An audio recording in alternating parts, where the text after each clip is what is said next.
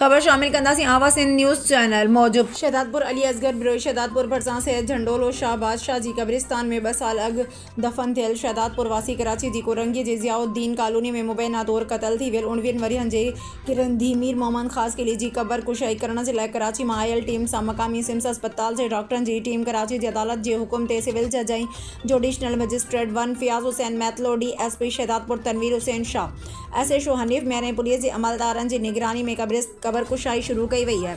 उन मौक़े ते फ़ौती किरन जे वालिद मीडिया सां ॻाल्हि ॿोल कंदे चयो त असांजो संगावती तकरार पंहिंजे बिरादरी जे माण्हुनि सां हलंदड़ हो।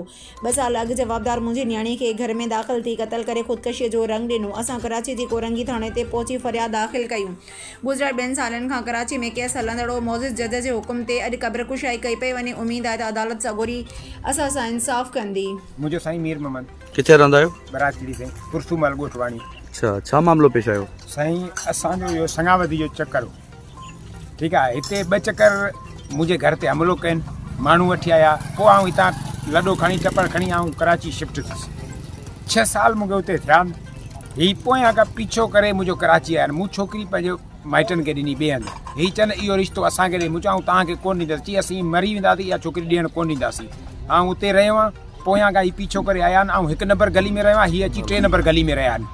जंहिं ॾींहुं मुंहिंजी छोकिरी मारी अथनि उन ॾींहुं पाण ताला ॾी घरनि खे भॼिया। जेको ॿियो घर मुंहिंजे घर जे हेठां हो उहा माई बि भॼी वई, हीना नाले सां हुई। उहा जेकी हिननि सां मुलस उहा बि भॼी वई, हीअ बि भॼी। सॻा मुंहिंजा मासा अथनि, सम्झे।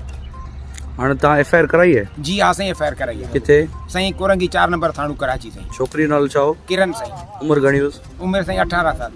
असल हिते रहंदा हो? जी हा साईं, असुल हिते रहंदोसि। दुश्मनी खां हितां वियो आहे। अच्छा, उन्हनि जो नाला छा आहिनि जवाबदार? हिकिड़े जो साईं असलम नालो आहे, ॿियो हुनजो पुटु फयाज़। ॻोठ में लोटू सॾींदा आहिनि। अच्छा, जी 2 जवाबदार? जी हा साईं। गिरफ़्तार थिया? इहा साईं हिननि चेलिंग ॾींहुं मुंहिंजी छोकिरी मारी, दुनिया खे ख़बर आहे साईं। गिरफ़्तार थिया? साईं पीउ गिरफ़्तार थियो, पुट खे ॿाहिरां हुननि ज़ामिन खणायो। चई हिनखे जेको आहे सो असीं रिमांड में ॾींदासीं, हीअ सभु सचूं कंदो। हुनखे ॾिनई न कोन थाणे ते। छा चओ साईं? मुतालबो छा आहे साईं? मूंखे बसि इंसाफ़ खपे। मुंहिंजे जज साहिबु मूंसां, कराची वारे जेको जज आहे जतोई साहिबु, उन बि मूंसां तावन कयो आहे सुठो। ऐं शुदा